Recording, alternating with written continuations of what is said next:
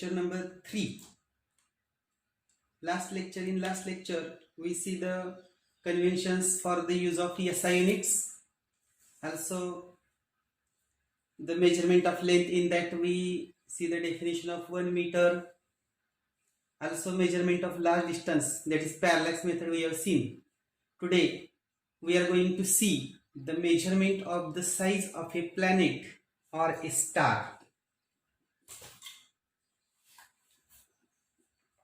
Measurement of the size of a planet or a star.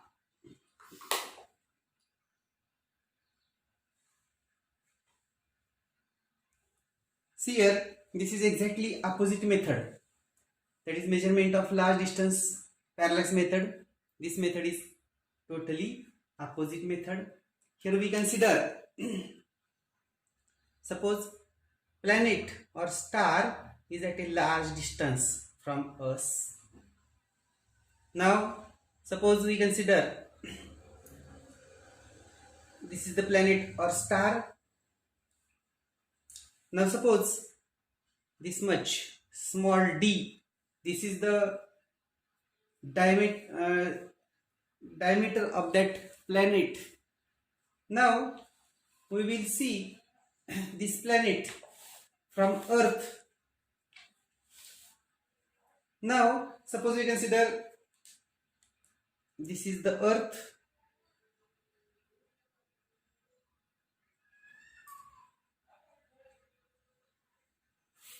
and from this Earth we will see the same planet from a single point. Suppose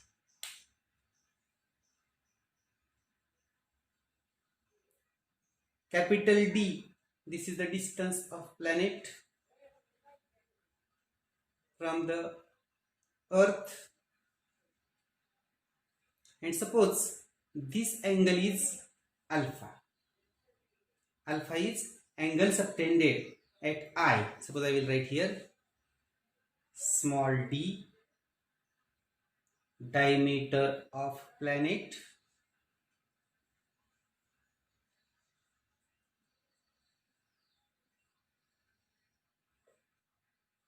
then alpha, angle subtended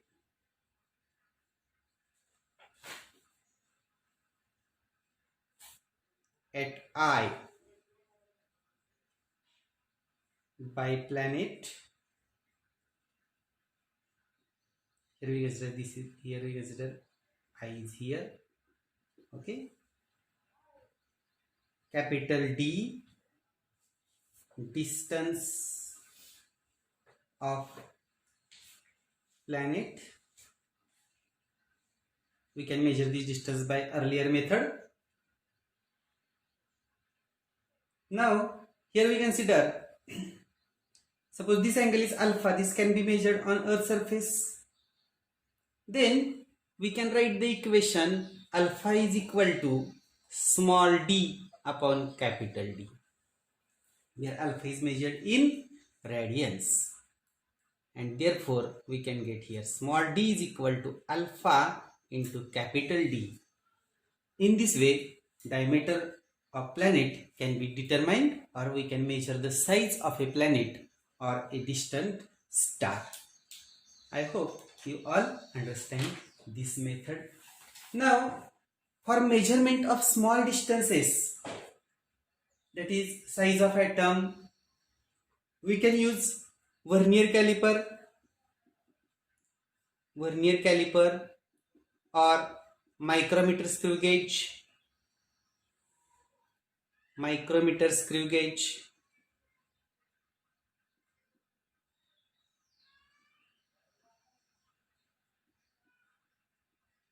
For small distances, suppose I will write here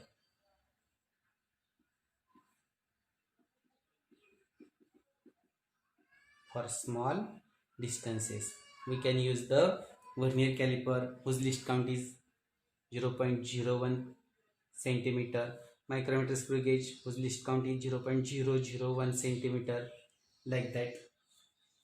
Also,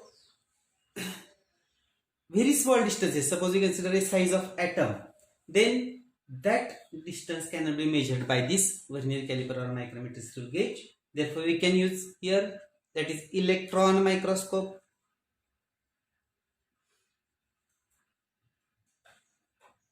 Electron microscope, or we consider here tunneling electron microscope, which is forwarded to that electron microscope. Tunneling or advanced version of electron microscope, we call it as a tunneling electron microscope. That is, we can use the size of atom like that. This is for small distances. This is all about measurement of the large distance and measurement of the small distances. Now we consider next article here.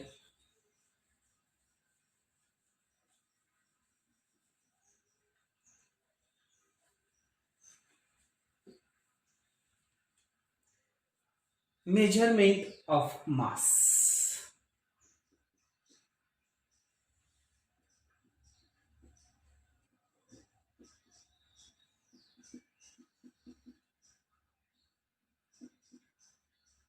This is our next article. Here we consider, suppose we first define kilogram.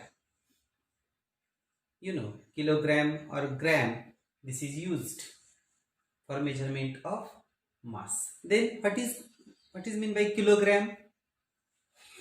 A kilogram, I will write here, suppose a kilogram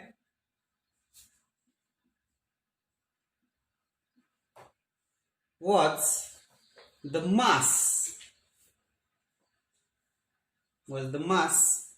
of a shiny piece of platinum iridium alloy kept in a special glass case at the International Bureau of Weights and Measures. This is standard. That means kilogram was the mass of shiny piece. Shiny piece, you see. Shiny piece means very shiny piece. That means there is no any type of reaction on that piece of platinum iridium. This is alloy. Alloy means mixture of these two.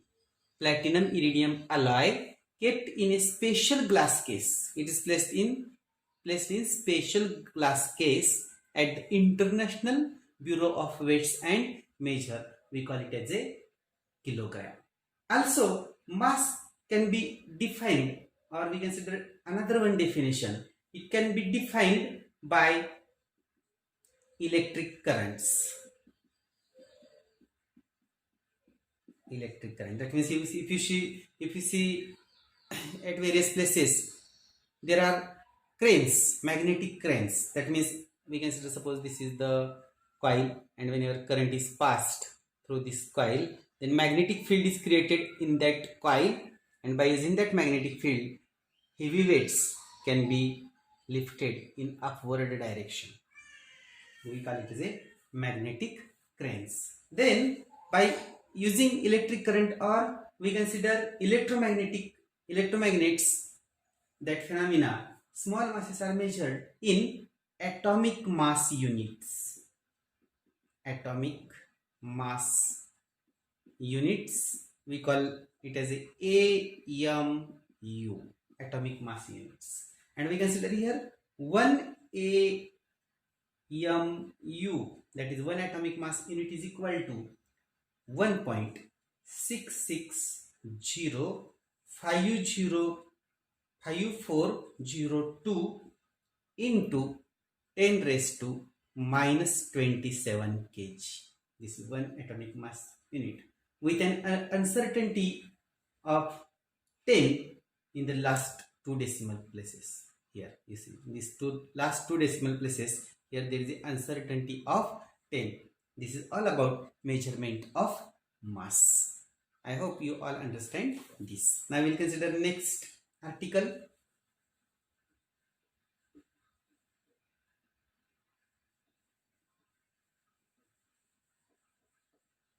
Measurement of time. I will write here. Measurement of time. See here, time is measured in seconds. You all know. This is the unit of time. Time is always measured in second. Now we consider here 1 second means, for that, to define the 1 second, we consider the mean solar day. Mean solar day. What is mean by mean solar day? See here, mean solar day, it is average time interval,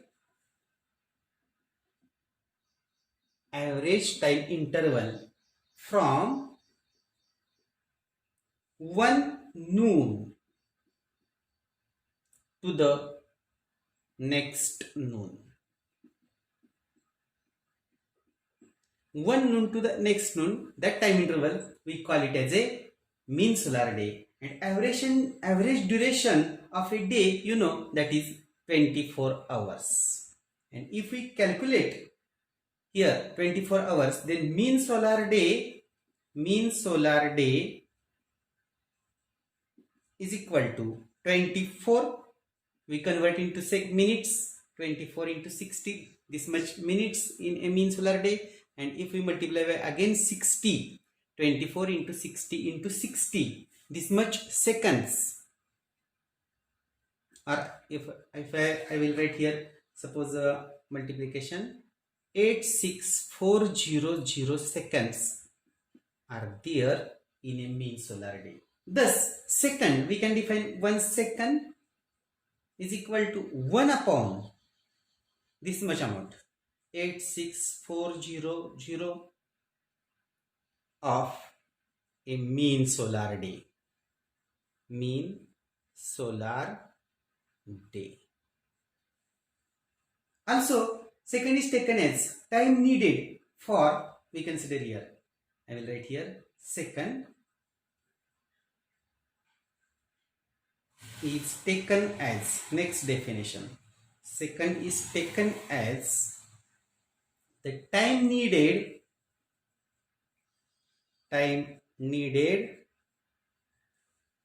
for, you remember this much, this value, 9,192,631,770 vibrations of the radiation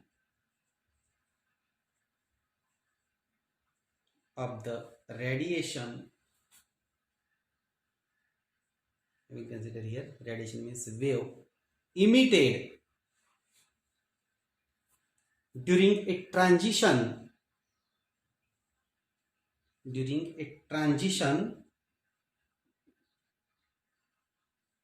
between two hyperfine states of cesium 133 atom. This is next definition of the second. That is, second is taken as time needed for. You remember this 10 digits number, 9192631770, like just like you remember the mobile numbers. Also digits are 10 there.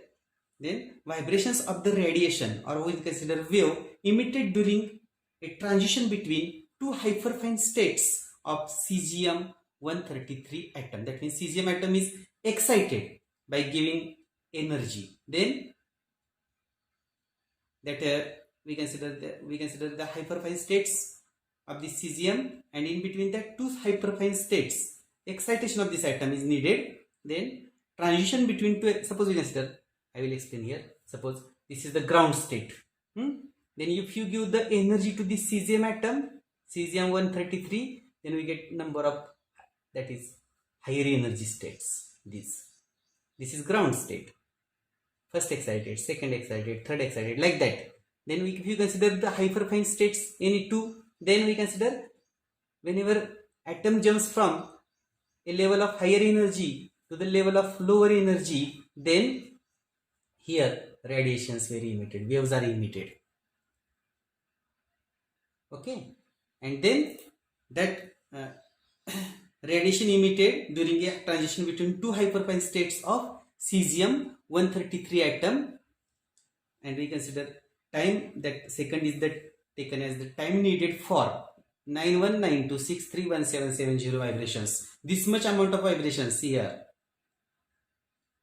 How much vibrations? 9192631770 vibrations of the radiation or wave emitted during a transition between two hyperfine states of cesium-133 atom. This is all about measurement of time. That means up till now we have studied measurement of length, measurement of mass, and measurement of time. Now we consider next article.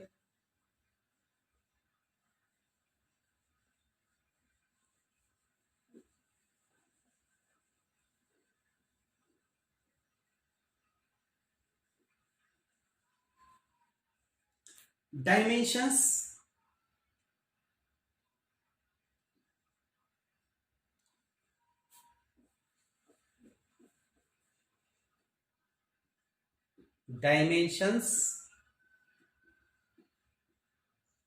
and dimensional analysis.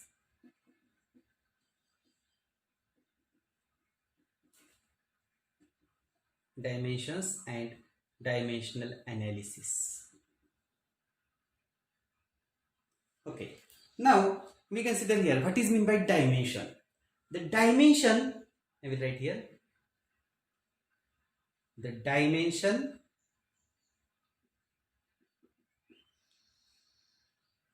of a physical quantity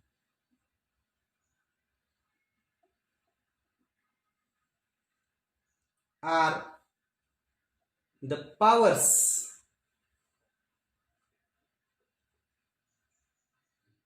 to which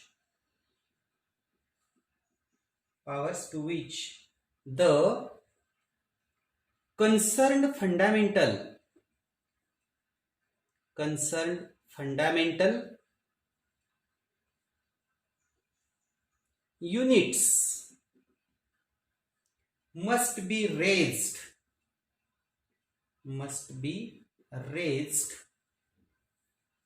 in order to obtain the unit of the given physical quantity. This is the definition of dimensions. The dimensions of a physical quantity are the powers to which the concerned fundamental units, related fundamental units, must be raised in order to obtain the unit of the given physical quantity. This is the definition. You understand by this example. Suppose we consider example number 1. Suppose you know velocity. This is the derived quantity.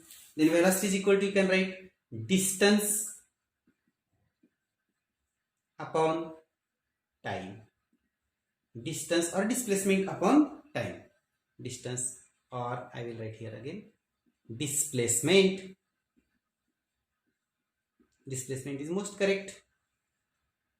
distance upon time or displacement upon time. Now see here, dimensions of velocity is equal to, I will write, dimensions of displacement. Suppose we consider main m for mass, L for length and T for time. Then I will write here, suppose like this, mass is not there, therefore I will write m0. Length is not, length is there, displacement is measured, we consider here length 1, and time is not there, therefore I will write T0, or I will write like this, m0, L0, and time is 1 time, therefore I will write T1. And if we combine all these, we get here m0, L1 and T. See here, T1 is in denominator, therefore we take to the numerator T minus 1, and therefore m0, L1, T minus 1, these are the dimensions of velocity. See here, now you understand these definitions here, mass, length and time, these are the fundamental quantities or fundamental units of the given physical quantity. Then here you see, that is definition, the dimension of a physical quantity are the powers to which the concerned fundamental units. Power to which the concerned fundamental units. Here, concerned fundamental units are length 1 time and time in denominator 1 time. Therefore, we consider length raised to 1 and T raised to minus 1. That means we have raised the powers to which the concerned fundamental units. We have raised the fundamental units. And in order to obtain the unit of that given physical quantity, therefore this m0, mass is not there, therefore m0, m raised to 0 means 1, L1, T minus 1, these are the dimensions of that is velocity. We see one by one. Suppose we will see next example.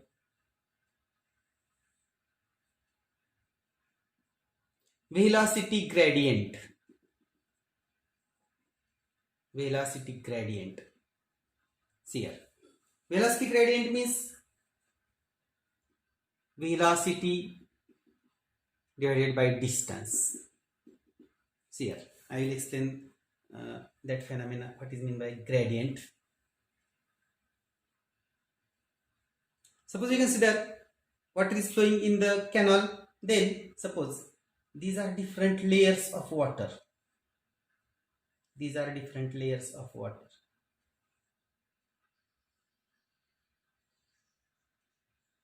See here. Now, suppose V be the velocity of this layer, V be the velocity of this layer, middle layer. Suppose this is the bottom layer, okay? Bottom. Then velocity of the bottom layer is always 0. And as we move in upward direction, then this velocity goes on increasing. Suppose V be the velocity of this middle layer, then velocity of this layer is V minus dV, this difference, V minus 2 dV, dV be the difference, V minus 3 dV, here also that difference between these two layers, and here we write V plus dV, V plus 2 dV, V plus 3 dV. That means as we go in upward direction, then velocity goes on increasing. Then change in velocity per unit distance, we write that is a velocity gradient, dV by dx. Dx be the distance between these two layers, okay? If we measure the distance, and if dV be the difference between velocity in two layers, then dV by dx we call it as a velocity gradient, okay? Then velocity gradient is equal to velocity upon time. Then we get here dimensions of velocity, m0, L1, T minus 1, and here we consider m0, L1, T0, distance is 1 time, and therefore if we combine these, then we get m0, L0, T minus 1. These are the dimensions of velocity gradient. I hope you all understand this, what is meant by velocity gradient. Just like we consider, suppose next phenomena, that is temperature gradient. What is meant by temperature gradient? Suppose we consider in summer season, earth surface, suppose this is the earth surface, it is very hot, okay? Temperature of the uh, temperature near to the earth surface is very large, and as we move in upward direction, then temperature goes on decreasing. Temperature goes on decreasing. Okay, and this change in temperature, suppose I will write here d theta, change in temperature with respect to dx, change in length, d theta by dx, we call it as a temperature gradient. Okay, gradient, temperature gradient, change in that quantity, any physical quantity with respect to distance, that is called as temperature gradient. Suppose I will give one more example here. Suppose you consider this is the wire AB, and suppose we apply a potential difference to this wire. Okay, we apply the potential difference to this wire, suppose positive, negative. Then here you see, here potential is large, and as we move, suppose I will apply this here, suppose I will join a voltmeter here, voltmeter, and suppose we measure this point at point A, then voltage is large, and as we move towards B, then voltage goes on decreasing. Then change in voltage or change in potential difference, suppose dV with respect to distance dx, then dV by dx, this is the potential gradient. Okay, I hope you all understand this phenomena, what is meant by gradient. Change with respect to distance, either in velocity, either in temperature, or either in potential. This is called as potential gradient. We will see some more examples of these dimensions here. Suppose third example, charge equal to current into time. Current into time. Then dimension of charge is equal to, see here, I will write simply I1 and T1. M, L are 0. Therefore we write simply in simple. Therefore if we combine all these, M0, L0, I1, T1, these are the dimensions of charge. Suppose I will consider next example, momentum. And momentum is equal to mass into velocity. Then dimension of momentum, dimensions of mass m1, and dimensions of velocity L1 t minus 1. And if we combine these, then we get here m1 L1 t minus 1. These are the dimensions of momentum. Suppose I will see, we will see some more examples. Fifth, force is equal to mass into, before that we will see dimensions of acceleration. Okay, before we will see acceleration is equal to change in velocity divided by time. Then you know dimensions of velocity, m0 L1 t minus 1. Here we consider t1, and therefore m0 L1 t minus 2. These are the dimensions of acceleration. Now we will see force. Force is equal to mass into acceleration. Then dimensions, see here, mass one time I will write simply m1, and acceleration m0 L1 t minus 2. And if we combine these, then we get here m1 L1 t minus 2. These are the dimensions of force. Now we will consider one more example here. Work. Suppose example number 7. Work or energy, which is equal to, we write here, force into displacement. Here you see dimensions of force here know, that is m1 L1 t minus 2, and dimensions of displacement simply L1, m and t are 0. And if we combine these, we get here m1 L2 t minus 2. These are the examples, that is dimensions of work or energy. You can calculate much more dimensions of much more physical quantities as formulas of that physical quantity are known. I hope you all understand today's lecture. That is, we have seen today, that is measurement of smaller distances, then measurement of mass, measurement of time, dimensions, its definition, and dimensions of different physical quantities. Thank you.